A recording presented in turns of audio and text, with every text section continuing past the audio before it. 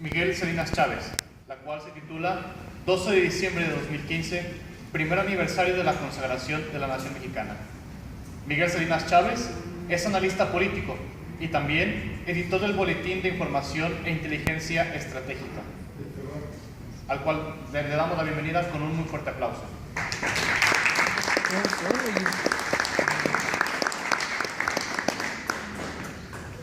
Muy buenas noches a todos, muchas gracias por su presencia. Hemos hecho un recorrido histórico de lo que es la esencia de la nacionalidad mexicana, como ustedes vieron, y es el título al final de nuestra reunión, de nuestro evento, para rendir homenaje a nuestra Santa Madre, la Virgen de Guadalupe. Ya hicimos un recorrido histórico de lo que fue el previo a la aparición de la Virgen de Guadalupe, de cómo se desarrollaron los hechos y cómo se consignó en un documento que es para nosotros como el documento fundacional, como nuestra verdadera constitución, el documento en el cual está basado lo que somos como nación, que es precisamente el Nicalpopohua, que magistralmente nos acaba de mostrar y exponer el señor Martín Gama, el licenciado Martín Gama. Nosotros, ahora, viendo en retrospectiva, en estos casi 500 años desde que la Virgen de Guadalupe tomó nuestro país, nuestra tierra, como el lugar donde ella quería vivir, porque al final de cuentas, la Virgen María ya escogió el territorio de México para venir a vivir aquí, a diferencia de otras apariciones, muchas donde ha habido la gran dicha de ver a nuestra Madre del Cielo, donde ella se aparece y pide que se le levante un templo para ahí se le rinda homenaje, etcétera. Aquí en México la diferencia fue que pidió una casita, o sea, donde ella quería vivir. Nuestra historia como país está necesaria y absolutamente ligada a la Virgen de Guadalupe y a los acontecimientos guadalupanos. No hay forma de separar la identidad nacional mexicana de lo que representa la Virgen de Guadalupe. Ustedes recibieron a la entrada un documento, un ejemplar de un boletín, de un semanario que un grupo de amigos de la Ciudad de México y de otros países de Iberoamérica y de aquí de Guadalajara estamos realizando desde hace un par de años, con la idea básicamente de esto que estamos haciendo con ustedes, de abrir las conciencias, de conocer cuál es nuestra verdadera identidad y de defender los valores que están tan atacados.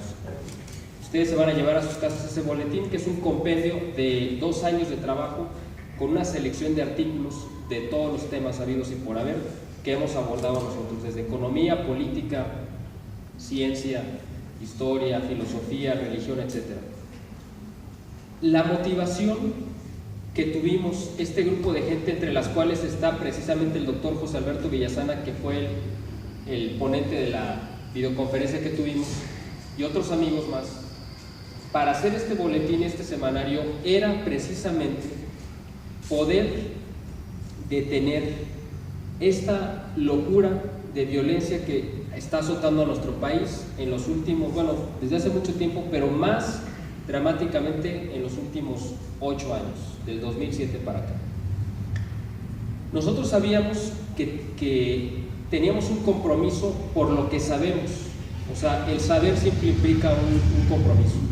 Sabíamos que la violencia no era casual, sabíamos que era una reacción directa que tenía una relación, como lo dijo el doctor Villasana, con la legalización del aborto. Y además sabíamos que nuestros obispos tenían y tienen el compromiso y la obligación de ser ellos los que tenían o los que tienen que encabezar esta rebelión contra el demonio y las huestes que nos están azotando como país.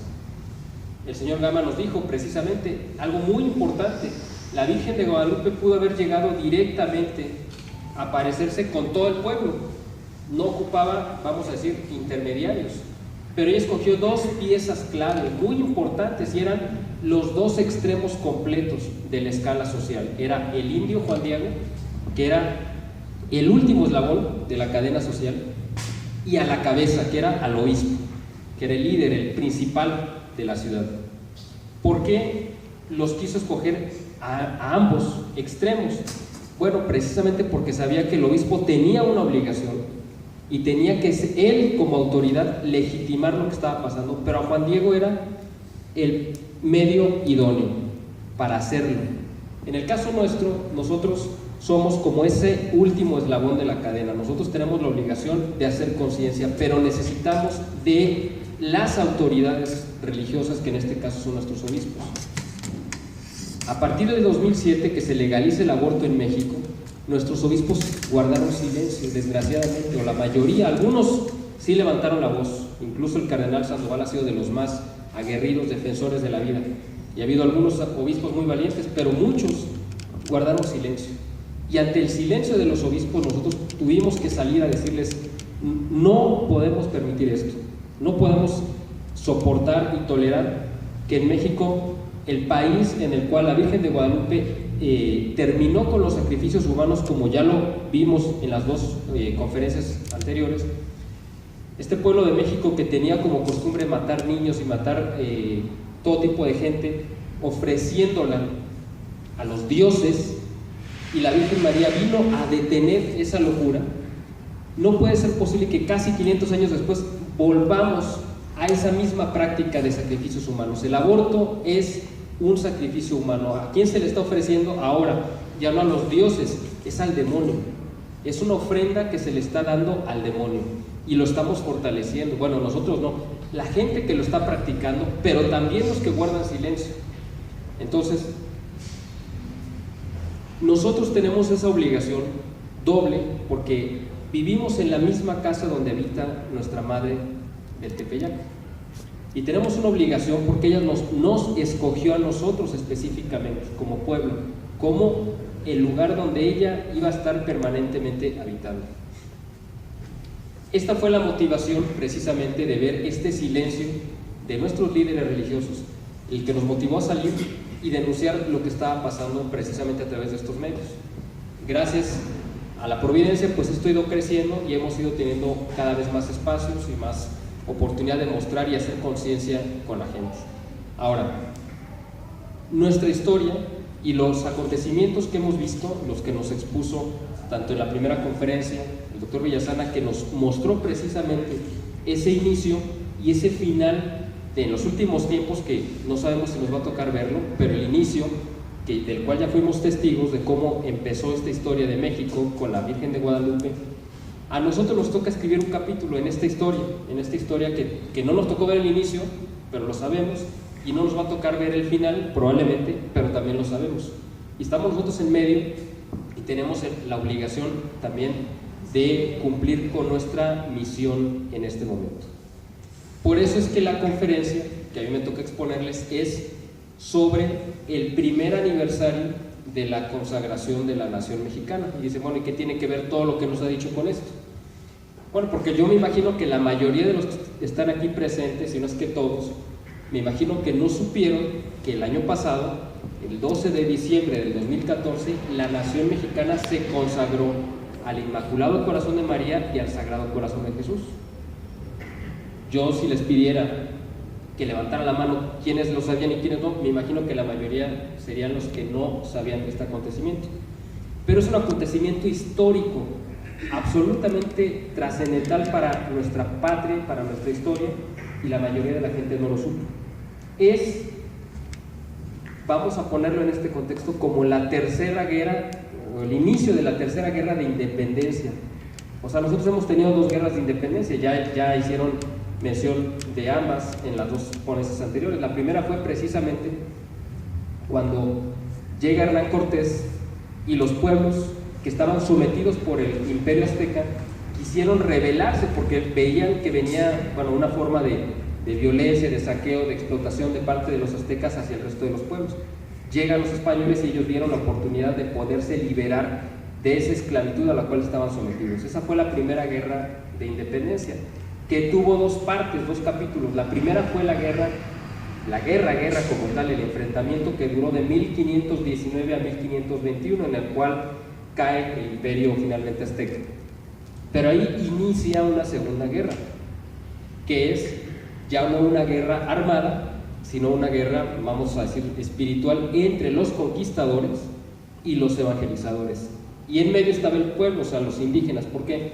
Porque los conquistadores no consideraban a los indígenas como personas, sino como seres a los cuales se les podía esclavizar, se les podía explotar, etc. Y los evangelizadores decían, no, estas personas son seres humanos igual que nosotros, tienen un alma y nosotros tenemos que respetarlos.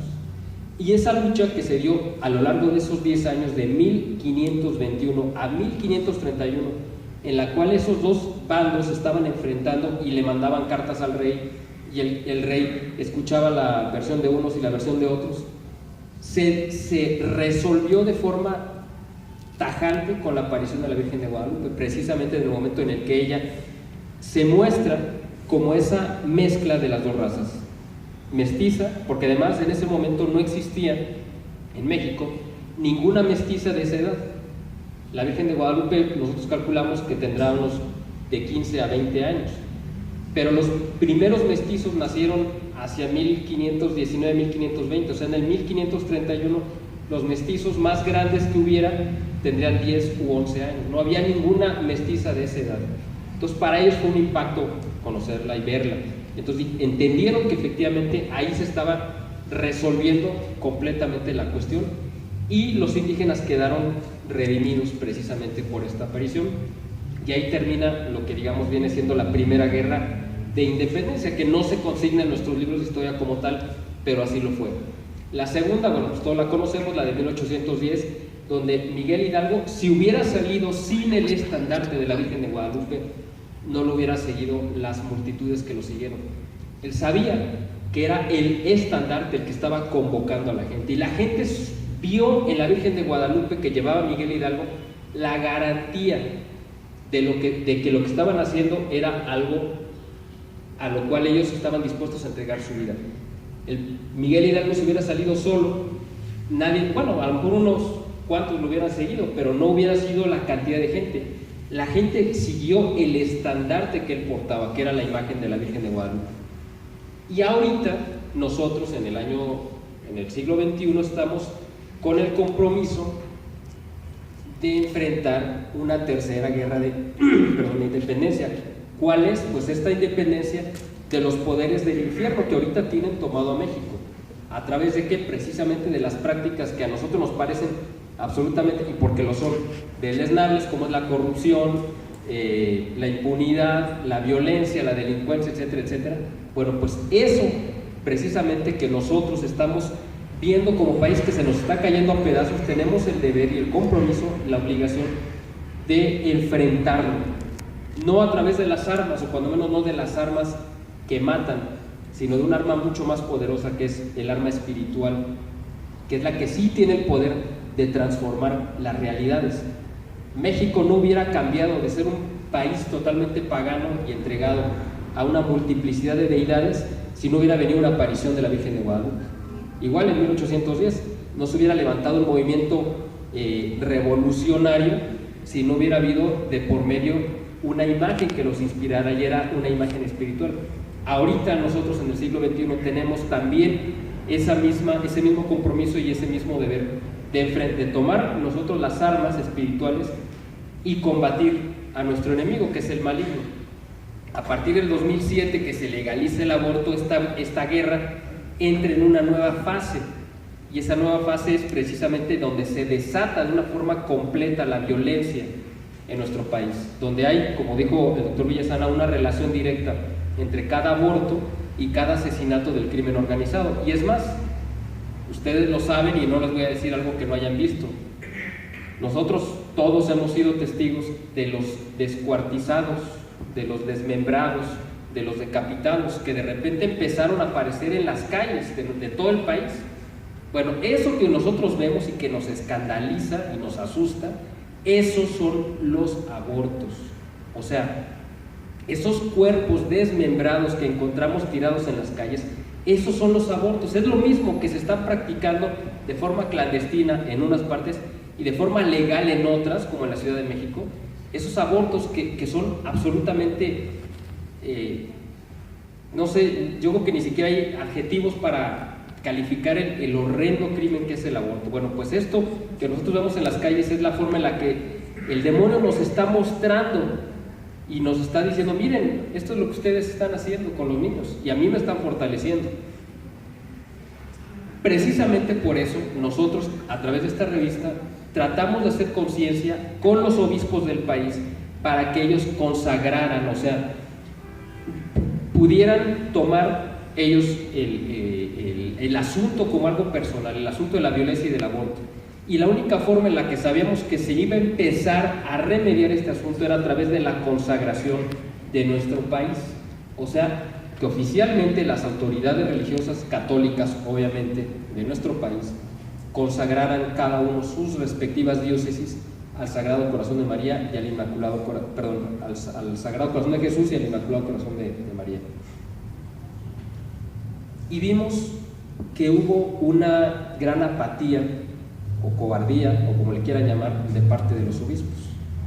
Finalmente lo logramos hacer el año pasado, el 12 de diciembre del 2014, este grupo de gente con la que estamos haciendo este boletín, aprovechando que el cardenal Norberto Rivera lo había mandado llamar el Papa Francisco para celebrar en México, en el Vaticano, las fiestas del 12 de diciembre, nosotros llevamos de aquí de Guadalajara al cardenal Juan Sandoval para que en la Catedral Metropolitana de México llevara a cabo la consagración de la nación mexicana. Esto se hizo, les repito, 12 de diciembre de 2014. Mi conferencia se llama Primer Aniversario de la Consagración. Es muy importante que lo sepan y que ustedes lo difundan también. En algunas parroquias del país se hizo a las 12 del mediodía del 12 de diciembre de 2014 la misma consagración. La consagración fue la que pidió la Virgen de Fátima que se hiciera para consagrar a Rusia. Ustedes saben la historia de Fátima. Ahí van a encontrar algo de eso en el boletín que se están llevando. La Virgen de Fátima en 1917 pide que se consagre a Rusia, a su Inmaculado Corazón, para evitarle grandes males a la humanidad durante el siglo XX. Esta consagración no se hizo cuando ella lo pidió y vimos la cantidad de desastres que pasaron y de crímenes y de atrocidades durante el siglo XX que cometió la Unión Soviética, el comunismo. Bueno, finalmente Juan Pablo II en 1984 hizo una semi-consagración, porque al final de cuentas hubo tantos opositores dentro de la Iglesia y dentro del Vaticano a que se llevara a cabo esta consagración, porque no era políticamente correcto, porque podía incomodar a la Unión Soviética. Entonces el Papa Juan Pablo II hizo lo que pudo y finalmente el cielo la tomó como buena, y por eso cae a los 5 años el bloque comunista, que era impensable en ese momento. Bueno, tenemos esa garantía nosotros de que si hacíamos esta consagración, podíamos derrumbar este castillo gigantesco de maldad que se ha levantado sobre México. Por eso nosotros llevamos al cardenal Sandoval a que, en ausencia de Norberto Rivera, claro, le avisamos que lo íbamos a hacer, pero aprovechando que no iba a estar porque a lo mejor no iba a querer, y no quiero entrar en muchos detalles, pero aprovechando su ausencia, llevamos al cardenal don Juan Sandoval y él consagró a la nación mexicana. Pero esta consagración no fue completa, porque la idea era que todos los obispos se hermanaran en el mismo momento para hacer la consagración nacional. El cardenal Sandoval y muchos de nosotros hicimos una labor, vamos a decir, de cabildeo, por decirlo de alguna forma, con muchos obispos del país para que ellos tomaran como una cuestión personal la consagración. Y les voy a contar algo muy triste, y no les puedo dar nombres ni les puedo dar más detalles, simplemente quiero que lo sepan. Y se los digo no por chisme, sino para que ustedes pidan por esos que son nuestros pastores. Hubo pastores de muy alto rango dentro de la Iglesia Católica que sabotearon la consagración. O sea, que ellos a su vez le dijeron a otros obispos: sabes que no lo vayas a hacer, no hay que hacerle caso, esto no nos interesa, etcétera. Bueno, Hay que pedir por ellos, hay que pedir mucho por ellos, porque son pastores que no están cumpliendo con la labor y la encomienda que Dios les dio. Sin embargo, nosotros nos empeñamos y lo logramos hacer, esta consagración. 2 días antes, el miércoles 10 de diciembre, habíamos programado realizar en la misma catedral metropolitana de México el magno exorcismo. O sea, íbamos a realizar un magno exorcismo